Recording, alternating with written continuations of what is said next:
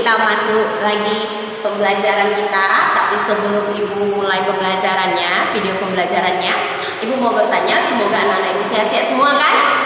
Nah, pada saat ini adalah tema yang terakhir untuk kelas 2, karena ini adalah tema 8. Tema 8 itu yang berjudul keselamatan di rumah dan di perjalanan. Kita masuk, Ibu akan mengajarkan subtema 1, yaitu aturan keselamatan di rumah.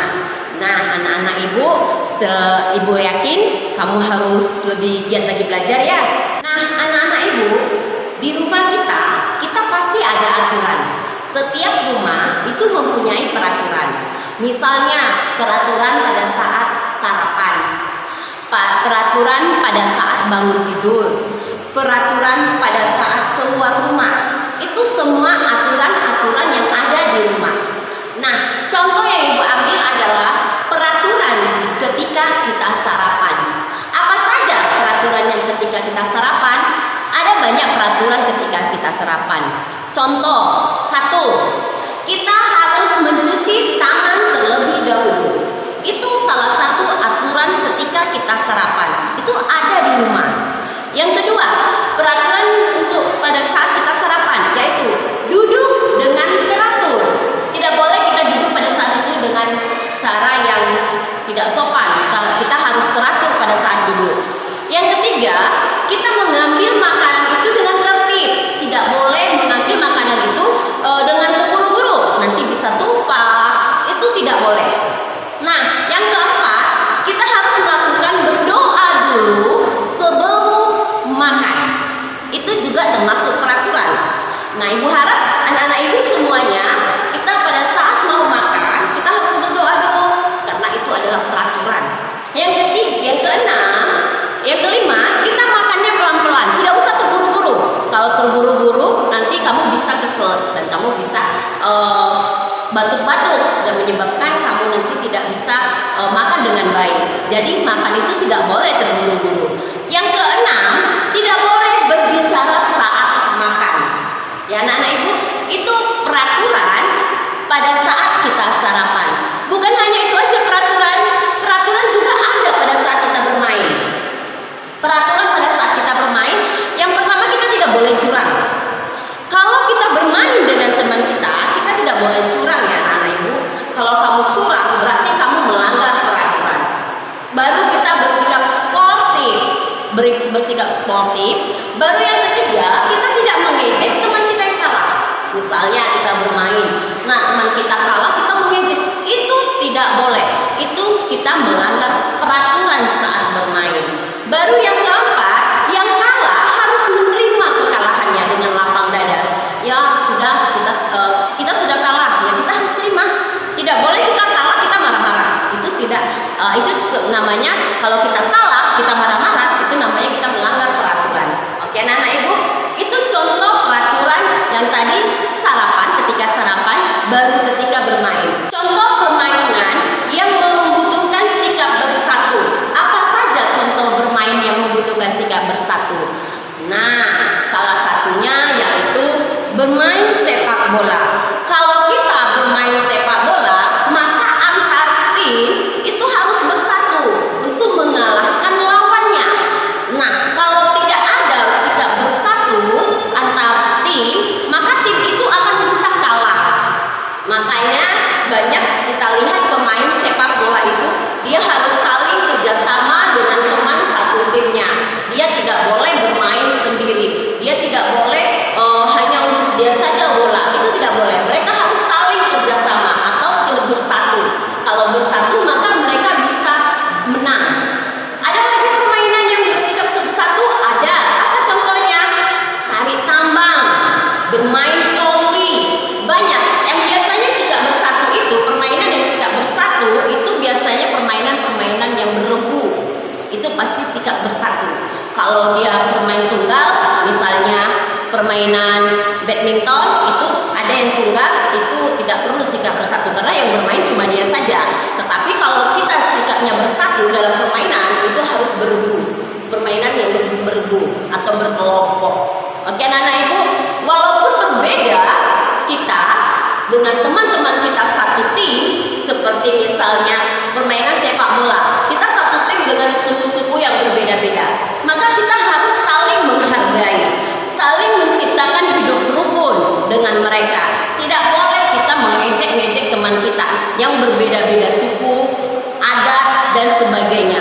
Walaupun di dalam satu tim itu kita berbeda, ada yang suku Batak, ada yang suku Jawa, ada yang suku Minang, ada yang lain-lainnya, tetapi harus hidup rukun agar bisa memenangkan permainan.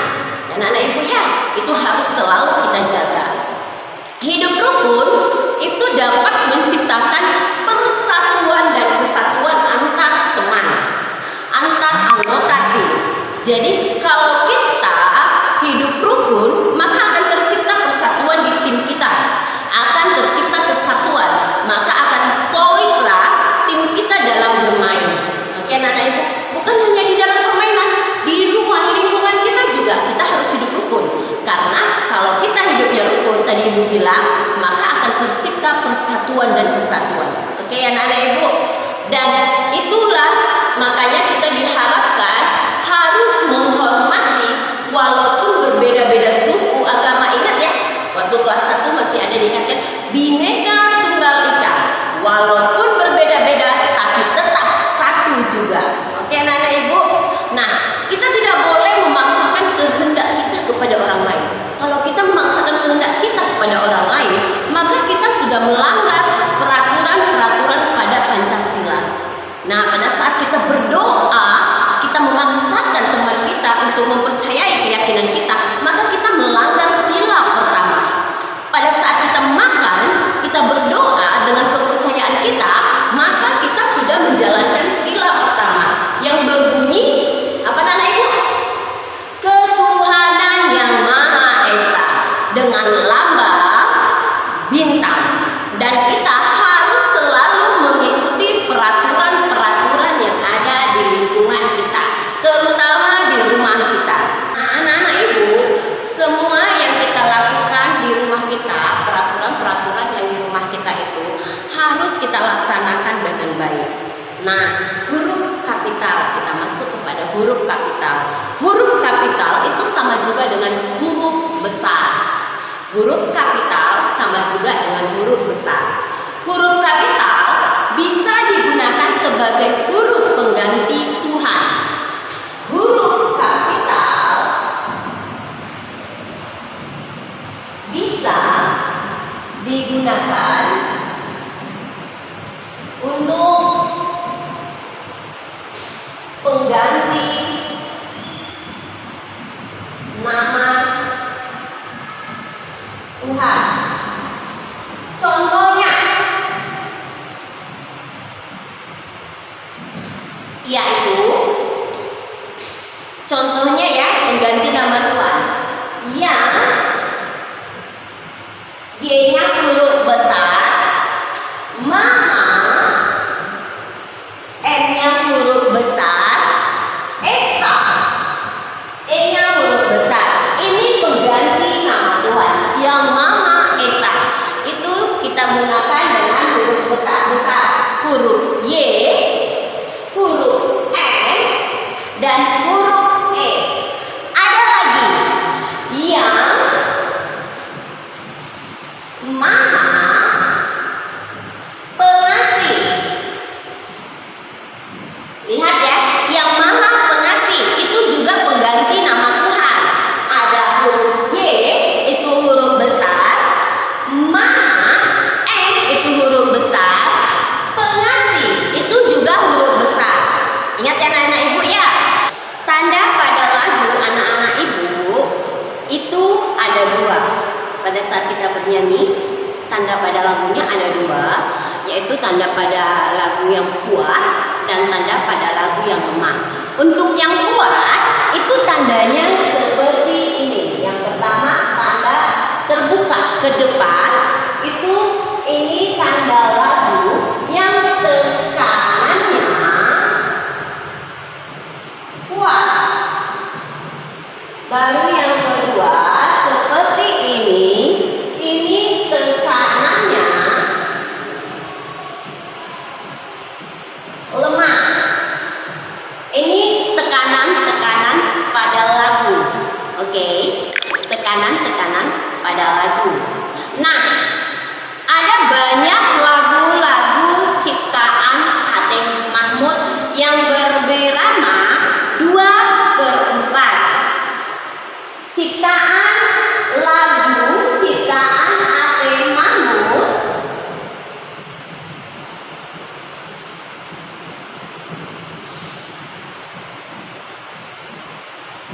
berbirama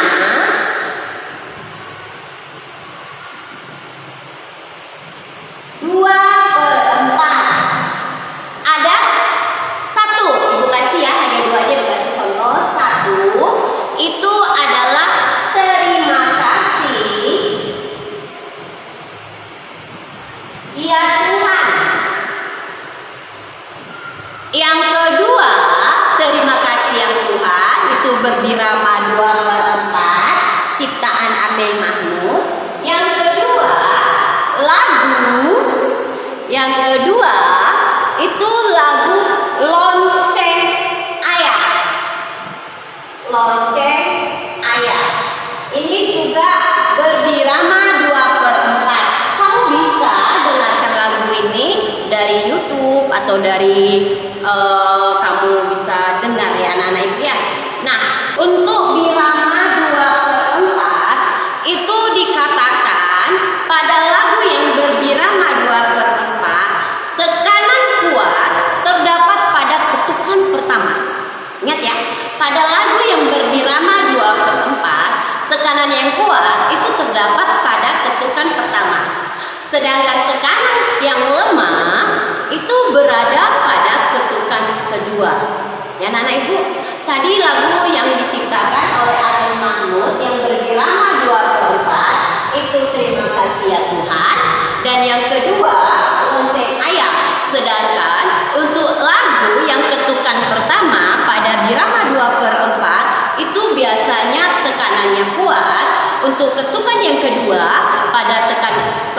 untuk ketukan kedua pada birama 2/4 itu biasanya lemah. Ingat anak-anak ibu ya. Nah, ada juga ciptaan lagu yang berbirama 3/4 yang diciptakan oleh Ade Mahmud. Contoh judulnya yaitu Bulan. Bulan ya anak-anak ibu ya. Nah, kalau kita menyanyikan lagu, kita bisa menggunakan alat-alat musik. Alat-alat musiknya bisa berupa gendang, bisa berupa tamborin atau alat-alat ritmis. Nah, apa itu alat musik ritmis?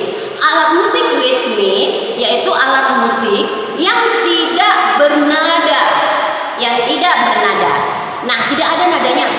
Jadi kalau misalnya piano, gitar, baru itu merupakan alat musik yang tidak ritmis. Itu alat musik yang tidak ritmis, yang alat musik ritmis itu dia tidak punya nada ya anak ibu ya. Nah, tadi contohnya ibu bilang yaitu tamborin, baru dia rebana, baru dia triangle. Itu contoh alat musik ritmis. Anak-anak ibu, di sini ibu akan menunjukkan contoh alat musik ritmis. Ini salah satu contoh alat musik ritmis. Ya. Ini juga alat musik ritmis, ini gendang. Dia tidak bernada, tapi dia boleh digunakan untuk mengiringi lagu, tapi bisa dengan tekanan kuat, ketukan yang kuat dan ketukan yang lemah sesuai dengan lagunya. Ada lagi yang ini. Ini namanya triangle. Ini alat musik juga. Dia dengan cara dipukul.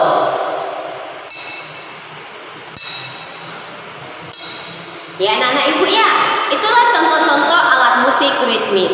Nah, kalau tidak ada alat musik ritmis, kita bisa menggunakan untuk mengikuti sebuah lagu kita dengan menggunakan tepuk tangan.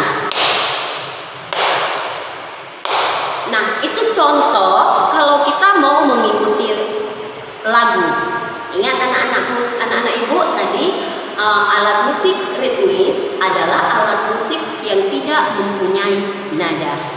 Oke anak-anak ibu, sekian dulu pembelajaran dari ibu pada tema 8 subtema 1. Ibu harap anak-anak ibu lebih rajin